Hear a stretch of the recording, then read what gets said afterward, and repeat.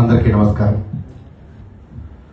2 ఏళ్ల ప్రజా పరిపాలన దిగ్విజయం పూర్తి చేసుకుని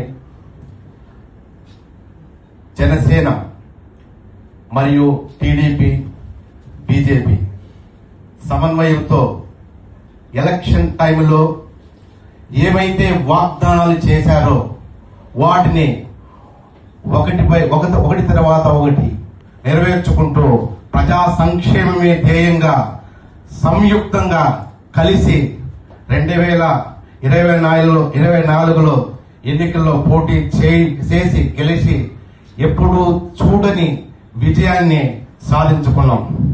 ఇది మన అందరి యొక్క సమిష్టి కృషి. అయితే ఇందుకు బీజం వేసిన మహోన్నత ప్రజానాయకుడు జనసేన అధినేత శ్రీ పవన్ కళ్యాణ్ గారు ఎక్కడ నెగ్గాలో కాదు ఎక్కడ తగ్గాలని నిరూపించే కూటమి ప్రభుత్వాన్ని విజయ పదంలో నడిపించిన ఏకైక నాయకుడు జనసేన అధినేత శ్రీ పవన్ కళ్యాణ్ గారు. ఆయన నేతృత్వంలో ఈరోజు గ్రామీణ పంచాయతీ శాఖ భారతదేశంలోనే మొదటి స్థానంలో ఉంది.